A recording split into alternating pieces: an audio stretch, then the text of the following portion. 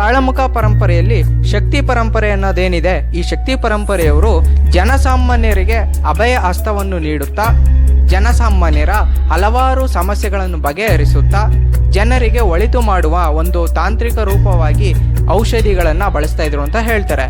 ಆದರೆ ಸಿಂಹ ಪರಂಪರೆ ಅನ್ನೋ ಕಾಳಮುಖರು ಏನಿದ್ದಾರೆ, ಅವರು ರಾಜರ ಆಸ್ಥಾನದಲ್ಲಿ ಗುಪ್ತ ಗುರುಗಳಾಗಿ ಸಾಮ್ರಾಜ್ಯವನ್ನು ಕಾಪಾಡುವ ಒಂದು ತಾಂತ್ರಿಕ ರೂಪವನ್ನು ಬಳಸ್ತಾ ಇದ್ರು ಅಂತ ಸಂಶೋಧನೆಯ ಪ್ರಕಾರ ತಿಳಿದು ಬಂದಿದೆ.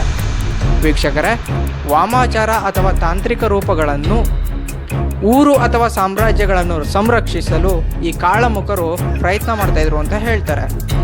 ಯಾವುದೇ ಒಂದು ಶಕ್ತಿಯನ್ನು ಒಳ್ಳೆ ಕಾರ್ಯಕ್ಕೆ ಉಪಯೋಗಿಸಿಕೊಂಡರೆ ಅದನ್ನು ಒಳ್ಳೆ ಕಾರ್ಯಕ್ಕೆ ಅಥವಾ ಒಳ್ಳೆಯವನು ಅಂತ ಹೇಳ್ತಾರೆ.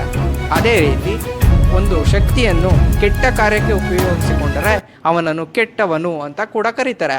ಈ ಕಾಳಮುಖರು ಯಾವ ಥರ ಇದ್ರಪ್ಪ ಅಂತಂದರೆ, ಕೆಟ್ಟ ಶಕ್ತಿಯನ್ನು ಒಳ್ಳೆ ಕಾರ್ಯಗಳಿಗೆ ಉಪಯೋಗಿಸುತ್ತಿದ್ದರು ಅಂತ ಸಂಶೋಧನೆಯ ಪ್ರಕಾರ ಕಂಡುಬಂದಿದೆ.